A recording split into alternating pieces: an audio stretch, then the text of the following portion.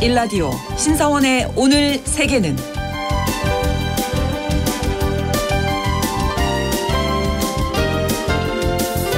안녕하십니까. 아나운서 신성원입니다. 시진핑 중국 국가주석이 최근 미국 주민인 사라랜드의 편지에 답장을 보냈다고 합니다. 사라랜드는 무명의 관리였던 시 주석이 처음으로 미국을 방문했을 때 만난 미국인으로 38년 동안 인연을 이어온 인물이라고 하는데요. 시 주석은 그에게 보낸 답장에 이렇게 적었다고 합니다. 중국과 미국은 세계 최대 개발도상국이자 선진국이고 이 행성의 미래 운명은 중미 관계가 안정되고 좋아지기를 요구하고 있다. 작년에 정찰 풍선 문제를 시작으로 미중 간 대립이 1년 내내 이어졌고 이런 갈등이 공급망 문제 등 세계 경제에도 큰 영향을 미쳤는데요. 시 주석의 편지 구절만 보면 올해는 미중 관계가 좀 개선되고 경제도 나아지는 건가 이런 생각도 해보게 되는데요. 과연 어떨지 글로벌 이슈에서 알아보겠습니다.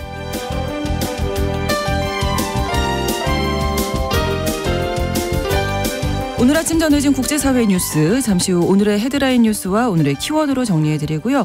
통신원 취재수첩에선 캐나다 소식 준비했습니다. 그리고 오늘 글로벌 이슈 시간, 앞서 말씀드린 대로 중국 경제가 세계 경제에 미치는 영향, 그리고 2024년 경제 전망까지 알아보겠습니다. 1월 11일 목요일 KBS 1라디오 신성원의 오늘 세계는 시작합니다.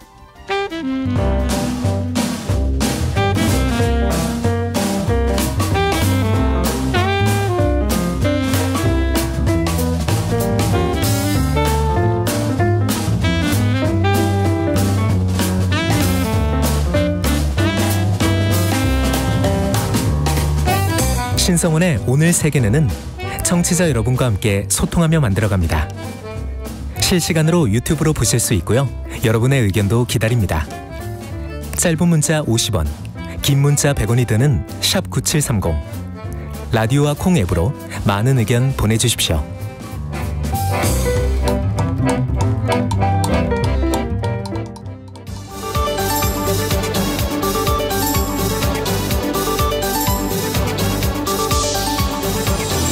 오늘 세계는 헤드라인 뉴스.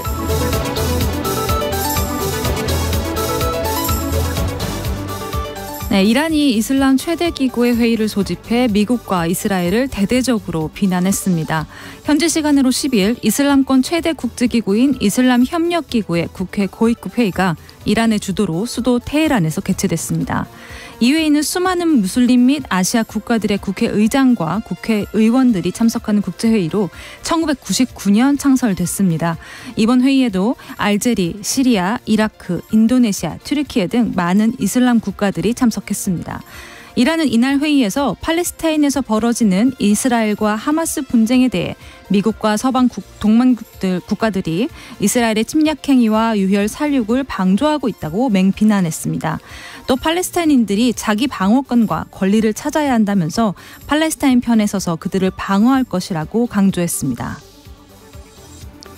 미국이 북한과 하마스 간의 군사협력의 조짐은 보이지 않는다고 밝혔습니다. 현지 시간으로 10일 미국 백악관이 북한과 팔레스타인 무장정파 하마스 사이의 군사적 협력에 대해 아는 바가 없다는 입장을 밝혔습니다. 그런데 앞서서 한국 국가정보원은 지난 8일에 하마스가 사용한 로켓의 부품이 북한산으로 보인다는 한 매체 보도에 대해서 동일하게 판단한다면서 북한이 하마스 등을 대상으로 무기를 제공한 규모와 시기에 관해 구체적인 증거를 축적하고 있다고 밝혔었는데요. 미국은 이런 사실에 대해서 아는 게 없다고 밝히면서 한국과 미국이 이번 사안을 두고 온도차가 존재하는 게 아니냐는 목소리가 나오기도 했습니다. 양측이 완전히 반대되는 발언을 한 건 아니지만 분명한 건 한국은 과거 오랜 기간에 걸쳐서 북한과 하마스 간의 무기 거래가 이뤄졌다고 보고 있는 반면에 미국은 지난해 10월 하마스의 이스라엘 기습 공격 즈음을 기준으로 봤을 때 거래 조짐이 없다라고 판단했을 가능성이 있는 겁니다. 또 미국에서는 하마스가 북한으로부터 직접 무기를 주문하거나 받은 게 아니라 제3국을 경유했을 가능성도 배제하지 않고 있는 것으로 보입니다. 유엔 대사가 북한의 미사일을 우크라이나에 사용하는 것은 한국 모의 공격과 같다고 비판했습니다. 황준국 주 유엔 대표부 대사는 10일 유엔 안전보장 이사회에서 북한의 탄도미사일이 우크라이나 공격에 사용된 것에 대해 한국 입장에서는 모의 공격에 해당한다고 규탄했습니다. 앞서 미 백악관은 러시아가 지난달 30일 북한으로부터 제공받은 탄도미사일을 발사해 약 460km 떨어진 우크라이나 자포리자 지역 공터에 떨어진 것으로 추정되며 러시아가 지난 2일과 6일에도 북한 미사일을 우크라이나에 사용한 것으로 보고 있다고 밝힌 바 있습니다. 황 대사는 우크라이나 전쟁에 북한 미사일이 투입된 것은 세계 핵 확산 금지에도 중대한 영향을 미친다면서 안보리 차원의 조속한 대응을 촉구하기도 했습니다. 세계 최고 여권 순위에서 한국은 공동 2위를 차지했습니다. 3년간 1위를 지키다가 지난해 3위로 추락했던 일본은 다시 1위에 올랐습니다. 10일 공개된 헨리 여권지수에 따르면 가장 강력한 파워를 지닌 여권은 일본, 싱가포르, 이탈리아, 프랑스, 독일, 스페인 여권으로 전 세계 227개 국가 중에 194개국을 무비자로 입국할 수 있습니다. 한국은 핀란드, 스웨덴과 함께 공동 2위를 차지했습니다. 2위 국가들의 여권으로는 193개국을 무비자로 입국할 수 있습니다.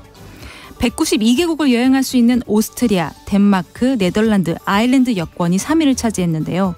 반대로 아프가니스탄은 비자 없이 여행할 수 있는 국가가 28개국에 불과한 최하위 국가로 뽑혔습니다. 그리스가 동성결혼 합법화를 추진합니다. 인구의 80에서 90%가 보수적인 성향의 그리스 정교회 신자인 그리스가 동성 결혼 합법화를 추진합니다. 현지 시간으로 10일 미초타스키 총리는 우리가 입법화할 것은 결혼 평등이며 이는 성적 지향에 따른 모든 차별을 없애는 것을 의미한다면서 동성 간 결혼을 합법화하는 법안을 조만간 발표할 것이라고 밝혔습니다. 하지만 이번 법안은 그리스 정교회는 물론이고 그리스 총리가 이끄는 우파 성향의 집권당 내에서도 반대 목소리가 나오고 있어 실제 법안 통과까지는 난항이 예상됩니다. 로이터 통신은 미초타스키 총리가 보수적인 지도자라는 이미지에서 벗어나기 위해 금기에 도전했다라고 분석했고요. AFP 통신은 그리스 사회와 정치에 막강한 영향력을 행사하는 그리스 정교회의 반대가 주요 걸림돌이 될 것으로 내다봤습니다. 그리스 국민들의 여론도 걸림돌이 될 수 있을 것으로 보입니다.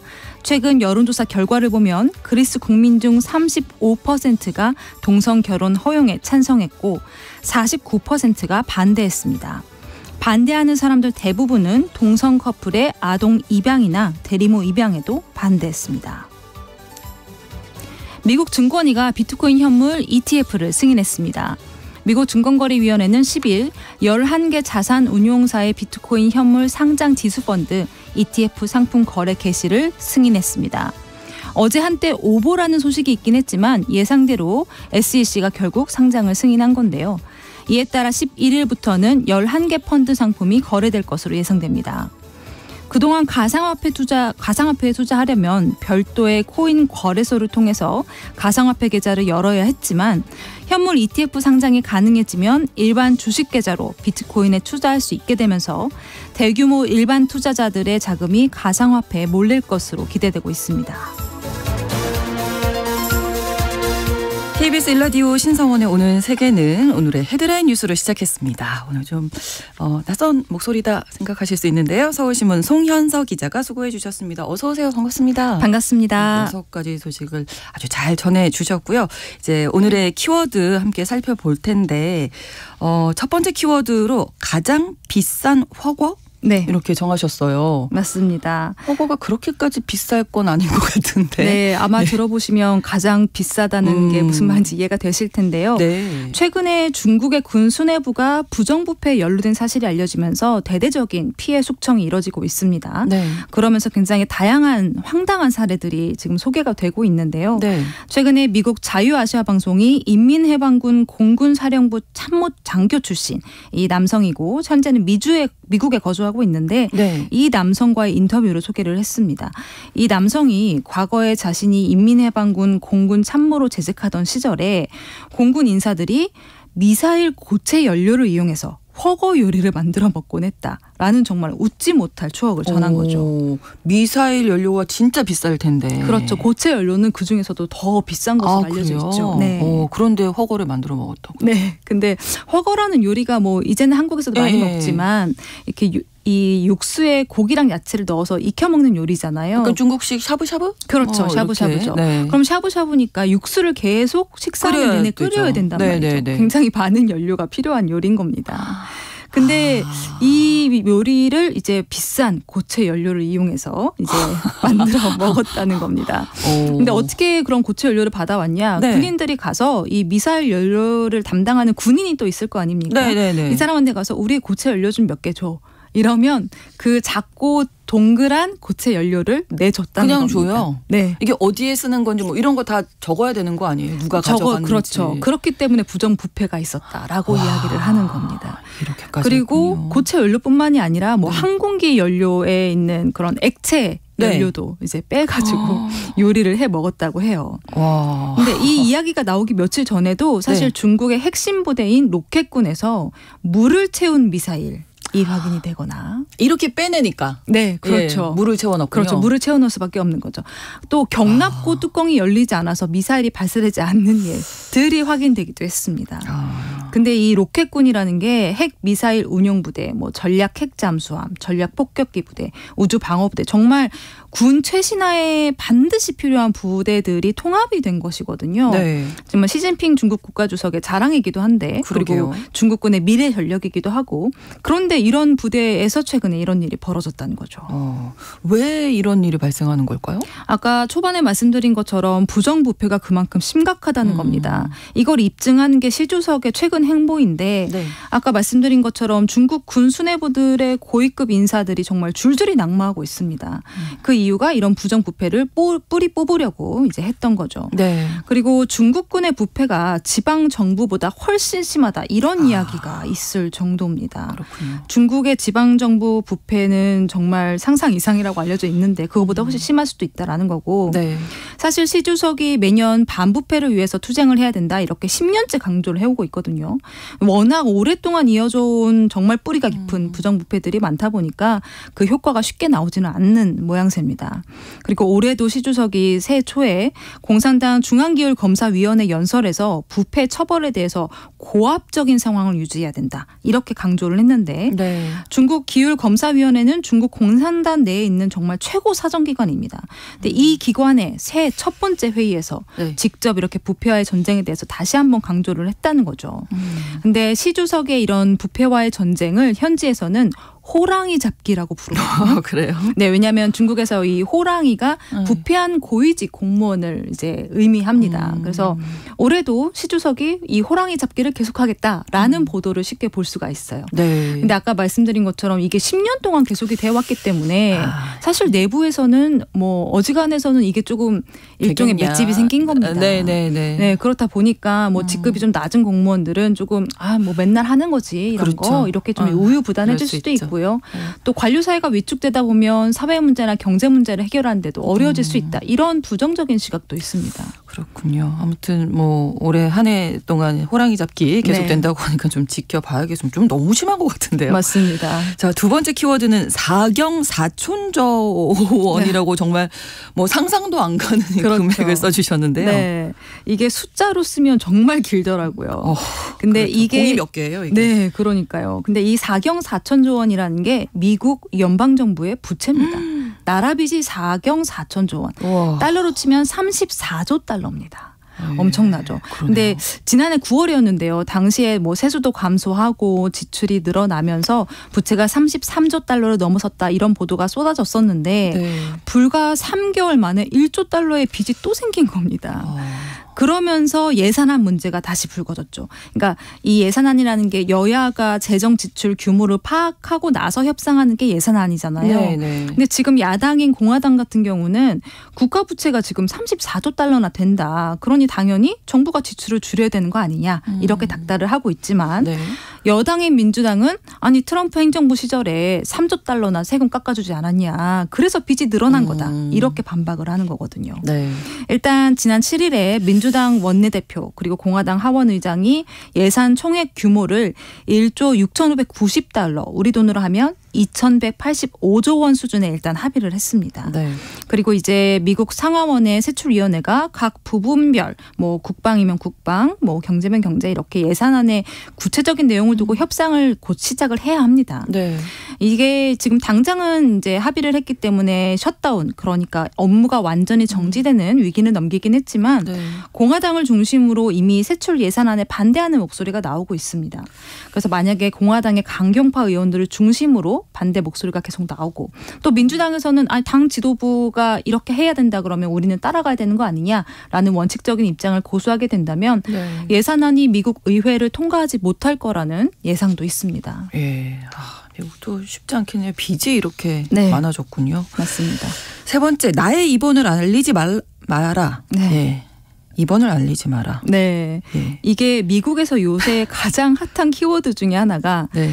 이 로이드 오스틴 국방장관입니다. 그러니까 사실 이 오스틴 장관이 지난해 말에 전립선암 수술을 받았다고 뒤늦게 전해지고 있어요. 네. 그리고 이제 진단받고 난 다음에 곧바로 수술을 했는데 새해 첫날에 네. 이 합병증 증상을 보이면서 어. 구급차까지 타고 병원에 입원을 했고요. 군병원에 입원을 하면서 중환자실에 입원을 해서 치료를 받고 있거든요. 네. 근데 미국 국방부의 1인자가 며칠 동안 자리도 비우고 병원에서 치료를 받았다라는 사실을 미국 군 통수권자인 바이든 대통령도 몰랐고요. 백악관도 무려 사흘이 넘게 몰랐다는 겁니다. 이거는 좀 심각한 문제인데요. 그렇죠. 네. 그래서 현지에서는 안보 불감증이 심각해진 게 아니냐 이런 지적들이 쏟아지고 있는데 네. 일단 이 일의 최초 책임은 당연히 오스틴 국방장관에게 있죠.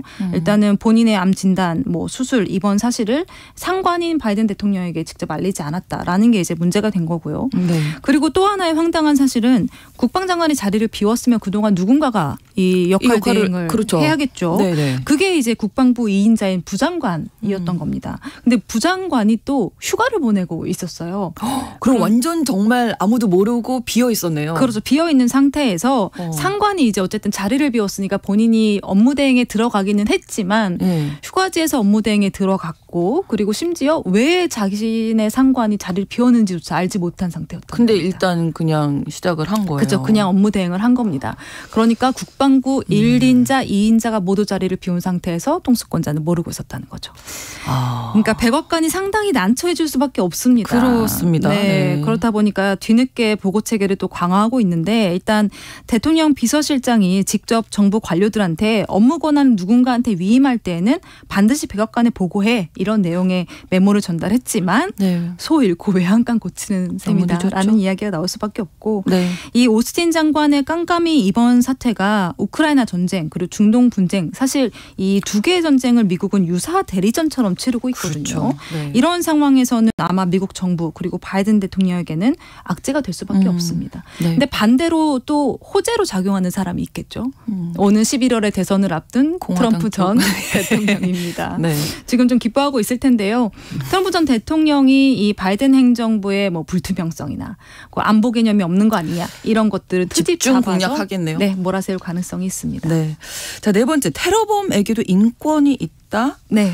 예. 2011년 7월이었습니다. 노르웨이에서 연쇄 테러가 발생했고요. 기억하시는 분들 계실 텐데요. 당시 수도 오슬로의 정부 청사에 폭발물을 설치하고 이후에 총기를 난사하면서 총 77명의 목숨을 빼앗았던 충격적인 사건이었습니다.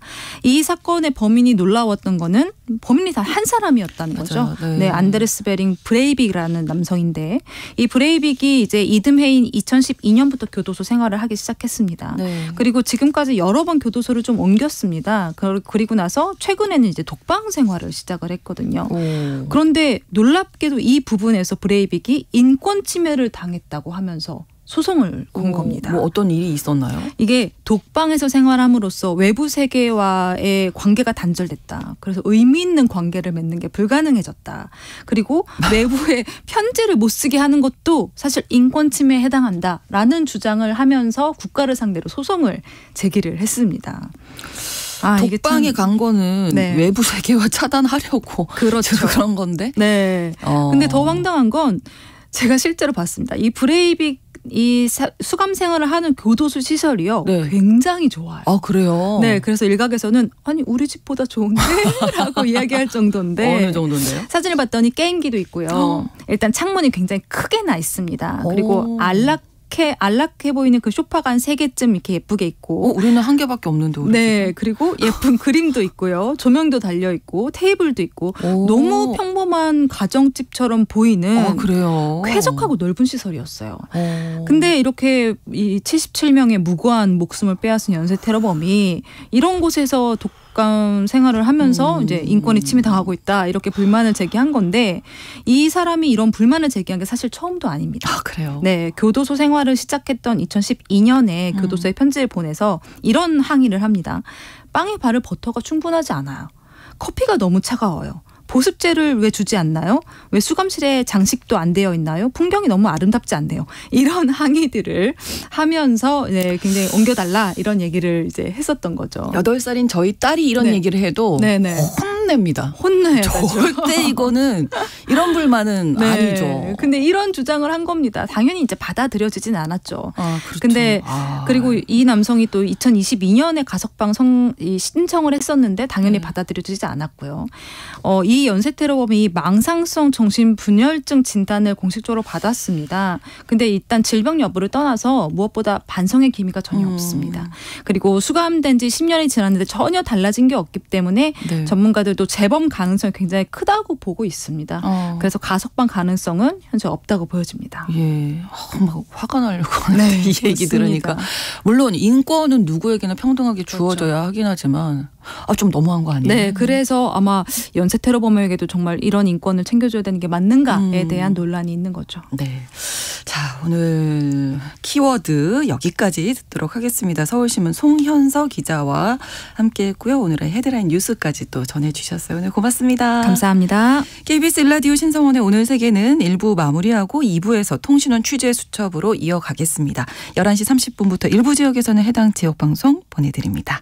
노래 한 곡 전해드리죠. 조르주 무스타키의 일레 투오타. 이젠 너무 늦었어요. 함께 듣겠습니다.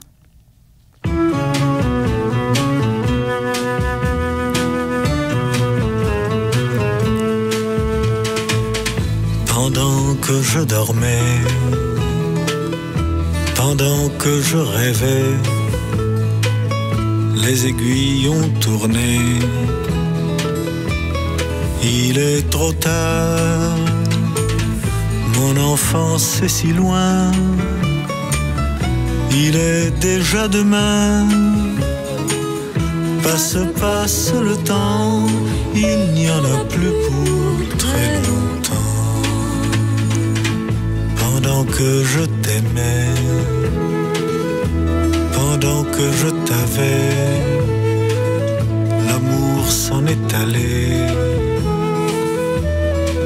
Il est trop tard, tu étais si jolie. Je suis seul dans mon lit. Passe le temps, il n'y en a plus pour très longtemps. Pendant que je chantais ma chère liberté, d'autres l'ont enchaînée. Il est trop tard, certains se sont battus, moi je n'ai jamais su. Passe le temps, il n'y en a plus pour très longtemps. Pourtant je vis toujours, pourtant je fais l'amour. M'arrive même de chanter sur ma guitare pour l'enfant que j'étais, pour l'enfant que j'ai fait. Passe le temps, il n'y en a plus pour très longtemps. Pendant que je chantais, pendant que je t'aimais, pendant que je rêvais, il était encore temps.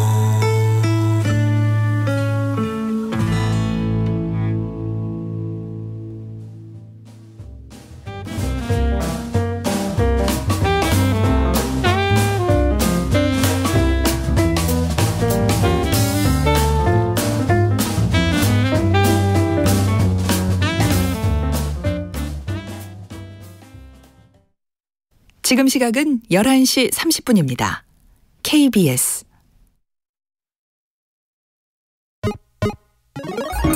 Ladies and gentlemen.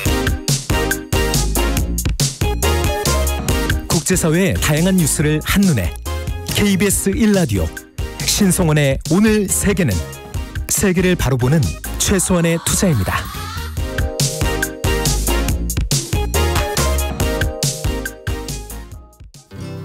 A candy-colored clown they call the Sandman tiptoes to my room every night just to sprinkle stardust and to whisper, go to sleep, everything is all right. I close my eyes, then I drift away into the magic night.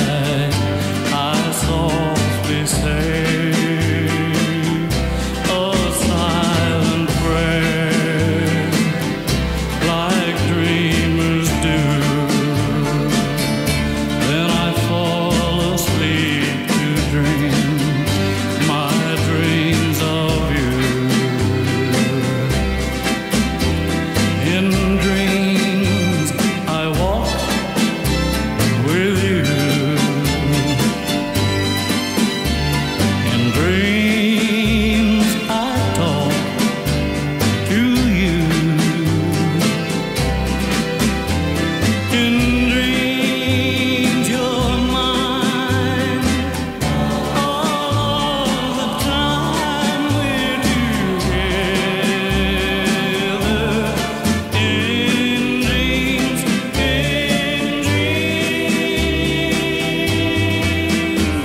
but just before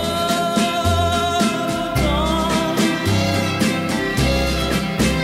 I awake and find you gone. I can't help it, I can't help it if I try. I remember that you said goodbye. It's too bad all these things can only happen in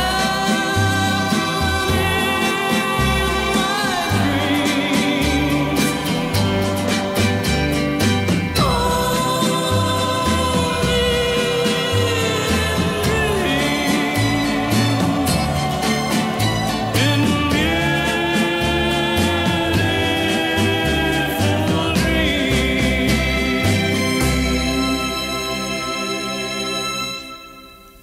KBS 라디오 신성원의 오늘 세계는 2부 로이 오비슨의 In Dreams로 문을 열었습니다.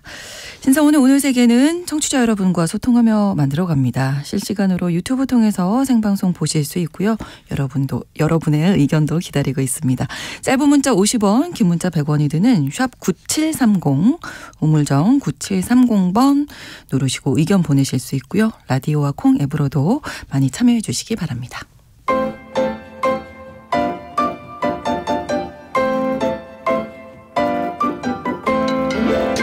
통신원 취재 수첩. 통신원 취재 수첩에서 오늘은 캐나다 이야기 들어보겠습니다. 캐나다 캘거리에서 이정호 통신원이 준비하고 계십니다. 안녕하세요. 네, 안녕하세요. 네. 캐나다 캘거리입니다. 네. 자, 캐나다에서 하이퍼루프 건설에 대한 기대감이 크다 이런 이야기인데 어떤 얘기인가요?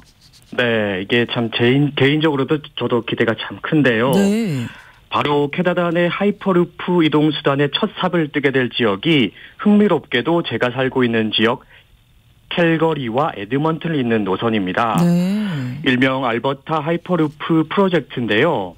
하이퍼루프 노선 서비스를 준비 중인 기업 트랜스포드 측은 올 봄에 해당 노선의 첫 삽을 뜨고 2035년 이전에 새로운 교통수단이 승객을 운송할 것으로 내다보고 있다고 밝혔습니다. 네. 아마 예정대로라면 제가 몇 년 후에 직접 탑승하고 나서 그 후기를 전해드릴 수도 있을 것 같습니다. 네. 혹시 아니면 그 사이 기술이 발전한다면 지금처럼 보이는 라디오로 생중계를 해드릴 수도 있지 않을까 싶네요. 그럼 보는 저도 너무 신날 것 같은데요. 네. 근데 일단 하이퍼루트가 뭔지 어떤 교통수단인지 궁금해요.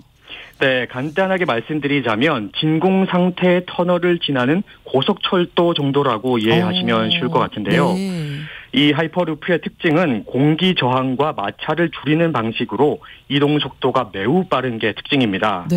또 태양광 패널로 전력을 공급하는 시스템을 갖추고 있어서 탄소 배출량이 항공기보다 현저히 적게 발생하는 것도 큰 장점입니다. 좋네요.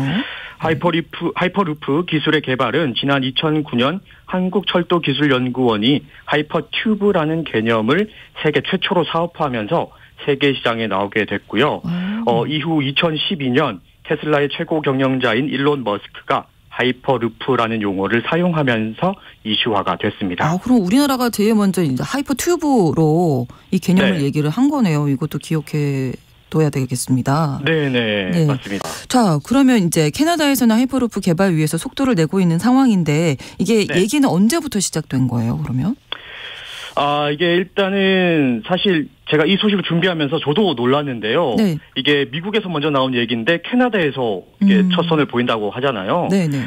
그 하이퍼루프 1이라는 기업이 2016년 캐나다 수도인 오타와부터 토론토, 몬트리올을 잇는 노선이 하이퍼루프 개통이 가능한 구간이라고 발표를 했습니다. 네. 그리고 이듬해 영국의 버진 그룹이 해당 노선에 대해 투자를 결정해서 눈길을 끌었고요. 네.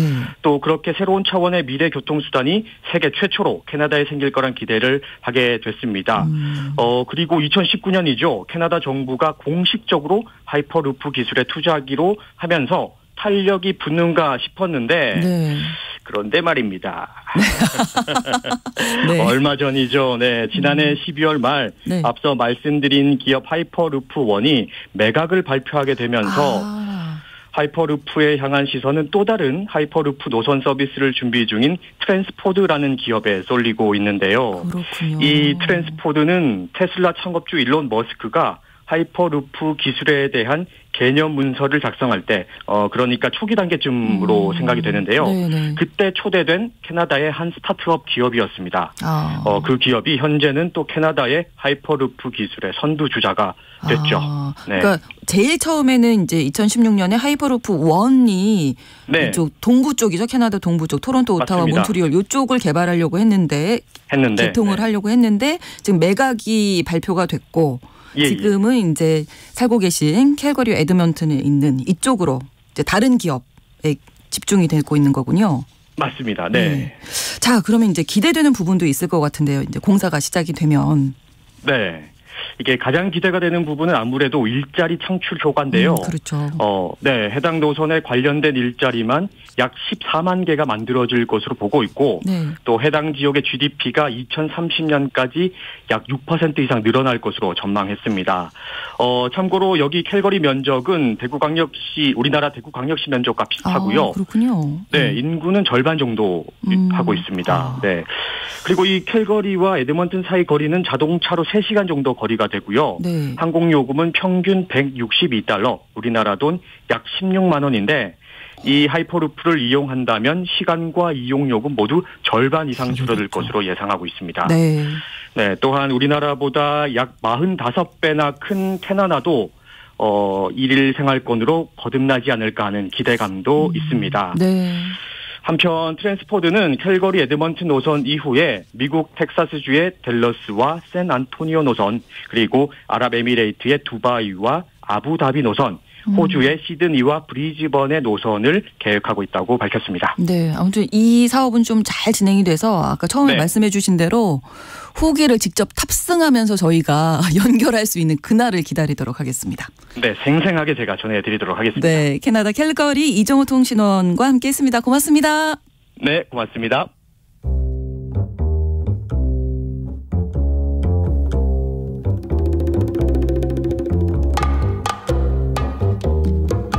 세계를 알면 우리가 보입니다.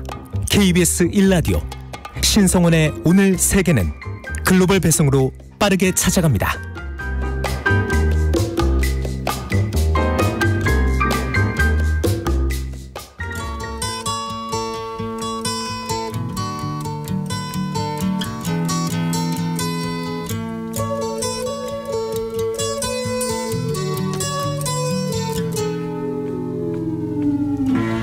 세계 최대 수출국이자 2위 경제 대국인 중국은요. 지난해 경기 부진 속에 디플레이션 우려에 시달렸습니다. 코로나19 이후 정부가 각종 부양책 또 유동성 공급에 나섰지만 소비 부진과 부동산 경기 침체, 제조 부진 등 총체적인 난국을 맞았는데요. 올해도 이 성장 부진에서 벗어나지 못할 경우에 세계 경제에 미치는 파장이 심각할 거다 이런 우려가 나오고 있습니다. 여기에 올해 말 미국 대선이 치러질 예정인데 누가 당선되느냐에 따라 미중 관계는 물론 세계 경제 그리고 우리에게도 불똥이 튈 수 있는 상황이죠. 글로벌 이슈에서 오늘 이 중국 경제금융연구소 전병서 소장님과 함께 중국 경제에 대한 이야기 나눠보겠습니다. 어서 오십시오. 반갑습니다. 네, 안녕하십니까? 자, 지난해 좀 비교해 보면 올해 중국 경제는 어떻게 전망하십니까? 뭐 별로 나쁘지 않을 것 같은데요. 네. 최근 4년 동안 중국은 뭐 잃어버린 4년. 그래서 코로나 이후에 잠재 성장률 5%를 하회하는 성장을 했고요. 네. 그래서 금년 같은 경우는 뭐 서방은 한 4.5 보지만 중국은 5 이상 보는 것 같아요. 그래서 뭐 그렇게 나쁘지 않은 성장. 네. 그리고 이제 잠깐 아까 말씀하셨지만 이게 지금 중국의 성장률이 금년에 4.5라고 하더라도 네. 인도 빼놓고는 전 세계에서 제일 높은 성장이에요. 그렇군요. 그래서 그거를 이제 뭐 조금 약간 그 정서를 실어갖고 얘기를 이제 우리는 뭐 그럼 작년에 1.4%인가 했는데 우리 어떡하냐. 네. 그래서 뭐 금년 같은 경우 중국 경제는 뭐 리커버를 하는 쪽으로 볼 수 있을 것 같아요. 회복이 되어 가고 있는 과도기다. 속도가 좀 느리다. 속도는 좀 느리고. 네. 네.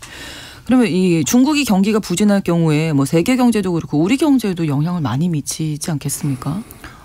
우리는 이제 중국에 파는 것의 92%가 중간자고 자본재인데요. 네. 중국이 이제 내수가 안 좋으면서 우리가 수출이 안 됐죠. 그래서 작년에 수출이 마이너스 나왔고 또 뭐 거의 한 30년 만에 무역수지 적자를 처음 냈죠. 네. 그렇죠. 세계 경제에도 미치는 영향이 크겠죠? 뭐 전 세계 GDP 한 17%, 18%를 커버하기 때문에 당연히 영향이 있죠. 그렇습니다. 중국 경제가 그래서 중요한데 중국 정부에서 중점적으로 추진하고 있는 과제는 어떤 걸까요? 중국 경제 발전을 위해서. 중국은 항상 이제 12월 달에 네. 내년도에 뭘 할 건지를 회의를 해요. 그래서 경제공작회의라고 하는데 네. 거기에서 무슨 얘기를 하냐 보면 되는데 금년에 1번, 2번으로 들어온 게 첫 번째 기술의 혁신, 두 번째가 내수 확대입니다. 그래서 이게 이제 기술에다가 목숨 거는 것은 미국하고 기술 전쟁 때문에 그렇고 그렇죠. 내수는 GDP 올리려고 이제 하는 거죠. 그런데 우리한테 영향은 기술 혁신은 우리한테 정말 위협이죠. 그렇죠. 그리고 이제 내수 확대는 우리한테는 기회라고 볼 수 있습니다. 예. 사실 지난해에는 중국 경제가 그 자체적으로도 좀 어려웠지만 사실 미국과 중국의 관계가 중요하잖아요. 어떤 뭐 패권 경쟁 이런 얘기도 있었는데 반도체도 그렇고 아까 기술 말씀하셨지만 우리가 입은 타격도 있지 않습니까? 세계에서 1등하는 회사는요 거래소가 무너져도 안 죽습니다. 그래서 이제 전 세계적인 반도체, 뭐 우리도 반도체 때문에 고생을 많이 했지만 그것은 공급 과잉 때문에 그런 거지 그 미국의 제재 때문에 그런 건 아니에요. 네. 그래서 뭐 우리나라 반도체 같은 경우는 그 미국 제재 때문에 우리가 중국에 수출을 못해서 그렇다 이런 건 전혀 아니고요. 전 세계적인 공급 과잉의 영향이 컸다. 그렇군요. 아무튼 뭐 이런 이야기 하다 보면 미국이 또 11월에 대통령 선거도 있어서 이럴 때 이제 미중 관계가 어떻게 될지 갈등이 심해질까요? 아니면 좀 나아질까요? 어떻게 보십니까? 금년 같은 경우는 아마 얼굴은 붉히지만 주먹은 내지르지를 않는. 그래서 네. 영어로 이제 얘기를 하면 나토, no action, talking only. 얘기만 하는군요. 그렇죠. 액션은 취하지 않고. 그것은 이제 양국의 지도자들의 이해관계가 일치를 하는 것 같아요. 어떤 바이든 대통령 같은 경우는 표심을 얻으려고 하면 경기가 나빠지면 안 되고. 그렇죠. 방금 말씀하신 것처럼 중국은 예상보다 경기 회복이 느리기 때문에 경기를 회복시키려고 하면 미국과 싸워서는 이제 안 되는 거죠. 그래서 그 두 가지가 서로 최고 지도자들의 이해관계 일치하기 때문에 네. 그러나 이거는 이제 선거가 있기 때문에 명분은 세워야 되는 거죠. 그래서 말대포, 말폭탄은 쏘지만 예. 실제적인 제재를 통해서 정말로 이제 주먹질하는 것은 없을 것 같고요. 오히려 네. 2024년보다는 뭐 만약에 내년에 트럼프 대통령이 당선된다 그러면 이제 진짜 싸움이 뭐 세게 벌어지죠. 예, 그러니까 바이든 대통령이 뭐 재임할 경우 지금으로서는 이제 뭐 트럼프 전 대통령이 공화당 쪽에서 될 경우 이게 아마 조금 시나리오가 달라질 것 같습니다. 그렇죠. 그래서 바이든 대통령이 뭐 그대로 간다 그러면 기술 전쟁 지금처럼 계속 하는 거고요. 예, 지금 상황과 달라지지 않을 그렇죠. 것이다. 그렇죠. 그러나 이제 트럼프 대통령이 된다고 하면은 이제 방향이 달라질 것 같아요. 예. 그래서 트럼프 대통령의 특성을 보더라도 무역 전쟁을 트럼프 대통령이 했고 바이든 대통령은 기술 전쟁을 했기 때문에 뭐 통상 정치인들이 그렇지만 전임자가 했던 거 안 하잖아요. 그래서 그렇죠. 기술 전쟁을 하는 게 아니라 네. 트럼프가 당선된다고 하면 네. 미중의 새로운 전쟁은 금융 전쟁. 금융 전쟁이다. 그럴 가능성이 대단히 높아 보입니다. 예. 그래서 올해 또 이 미국 대통령 선거가 주목이 되고요. 또 하나 이제 13일에 이번 주 토요일이네요. 대만 선거도 주목을 받고 있어서 대만 총통 선거 결과에 따라서 또 혹시 좀 달라질 부분 좀 짚어주실까요? 그래서 뭐 대만 같은 경우는 그 진미인 현재 집권당인 민진당하고 진중인 이제 국민당하고 둘이가 네. 일대 뭐 1, 2를 다투고 있는데요. 네. 그래서 뭐 정치에 항상 그렇지만 이게 샤이보터 그래서 지지율을 보면 양쪽이 한 30%, 35% 이 정도 지지율이에요. 네. 그럼 나머지 40%가 실제로는 결정을 하는 건데 네.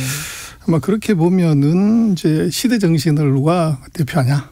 그리고 더 중요한 것은 그 민초들의 눈물을 닦아줄 수 있는 이제 사람이 되는 거죠. 그렇죠. 그렇게 놓고 보면 아마도 이제 그 현재에 있는 민진당이 아마 박빙의 승리 이제 그럴 가능성이 좀 있어 보이고 그러나 네. 제가 볼 때 오히려 더 주목해서 보는 것은 총통 선거보다가는 그 우리 같은 의회죠. 입법회의의 그 선거가 더 중요할 것 같아요. 그래서 네. 아마도 총통은 아마 민진당이 되더라도 네. 의회의 경우는 아마도 민진당이 우리처럼 여소야대 그래서 국민들이 아마 밸런스를 그렇게 잡을 가능성이 좀 있죠. 그렇게 되면 국민당하고 이제 제3당이 연합을 네. 하게 되면 아마도 민진당보다도 더 많은 의석을 가져갈 확률이 있을 것 같아요. 네, 젊은이들은 뭐 제3당 많이 지지한다고 하더라고요. 뭐 그렇죠. 그래서 일단 아이가 민진당이 된다고 하면 뭐 지금 중국과의 관계는 뭐 별로 변화는 없을 것이고 네. 만약에 국민당이 된다 그러면 이제 골치 아파지는 거죠.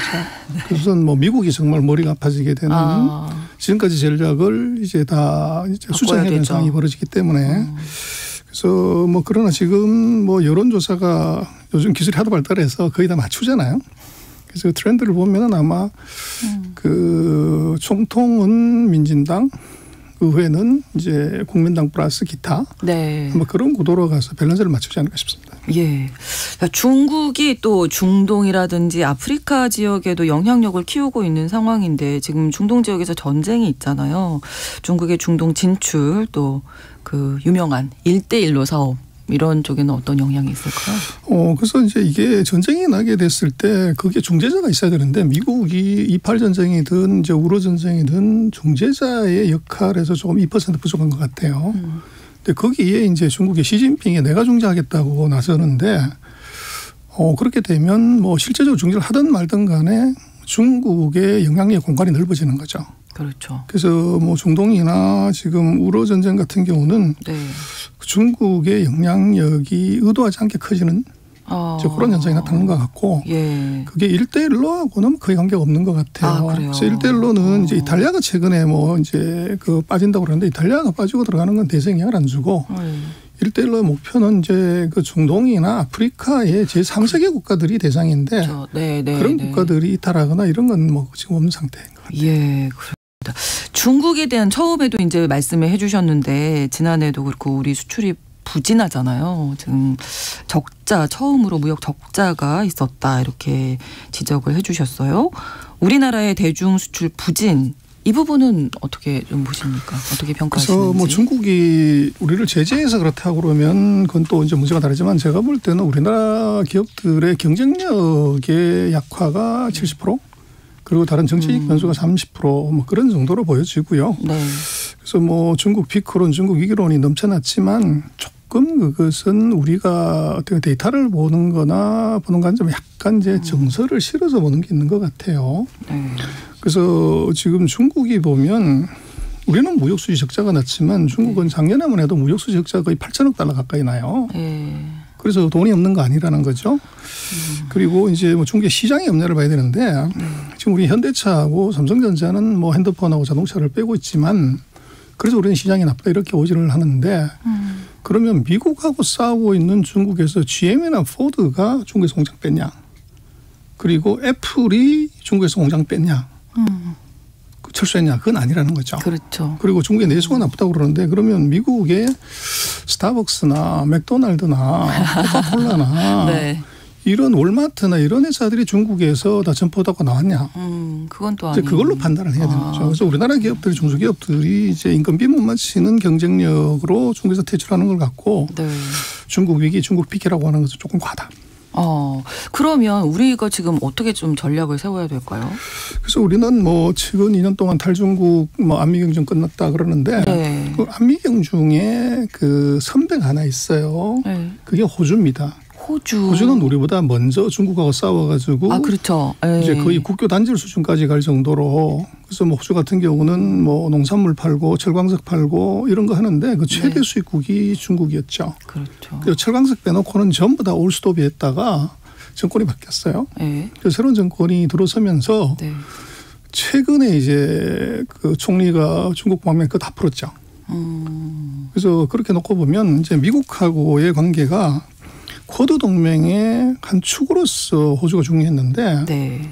그래서 호주가 그런 얘기를 미국한테 한 거죠. 내가 쿼드 동맹을 하려고 하면 중국이 태평양으로 간 걸 막으려면 우리도 무기가 있어야 된다. 그래서 핵 잠수함 기술을 우리한테 전수해라. 그걸 이제 내걸었는데 그걸 미국이 그걸 준 거죠.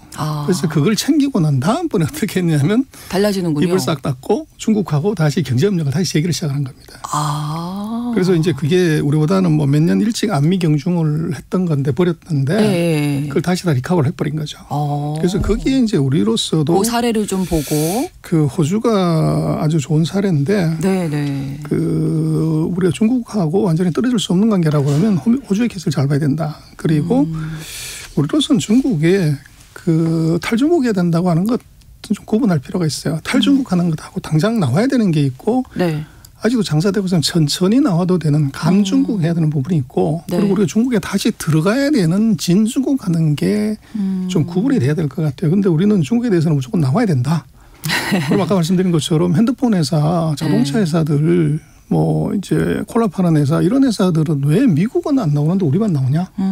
거기에 이제 답이 있는 것 같아요. 네네. 그리고 지금 선별해서 선택과 집중을 그렇죠. 해야 된다는 그래서 우리가 일반 뭐 한번 뭐 한마디로 딱 잘라서 중국에서 나와야 된다고 하는 것은 조금 과한 표현이다.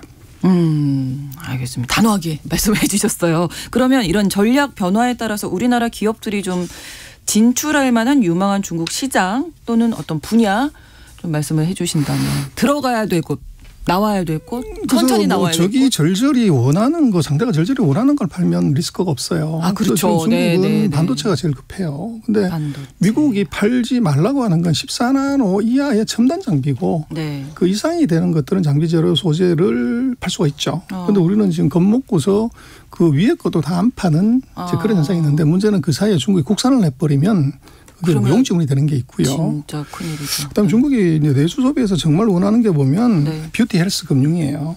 맞아요. 네. 그래서 그 세 가지가 우리로서는 이제 중국의 새로운 내수 시장에서 그 우리 제품 갖다 파는 것이 아닌 이제 서비스를 갖다 파는 시장이 크게 늘렸는데 그걸 우리가 어떻게 뚫려하는 것이 굉장히 중요할 것 같아요. 그런데 뭐 뷰티, 헬스, 금융이 다가 중국인들의 마음을 사야 되는 건데 이제 중국어가 안 되면 이건 곤란한 거죠.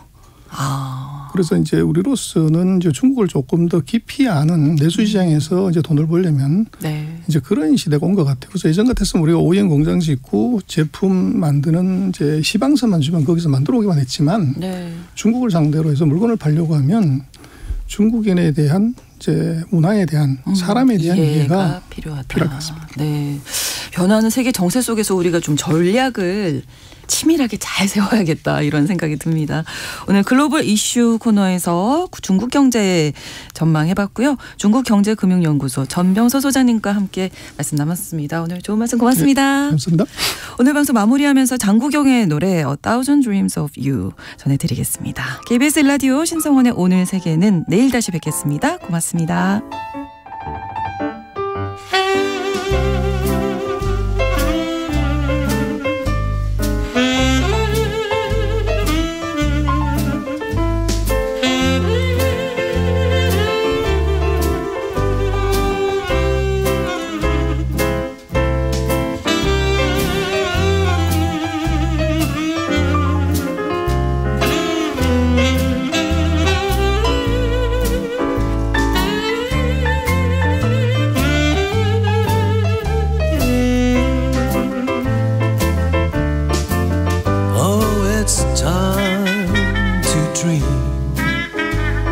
A thousand dreams of you has been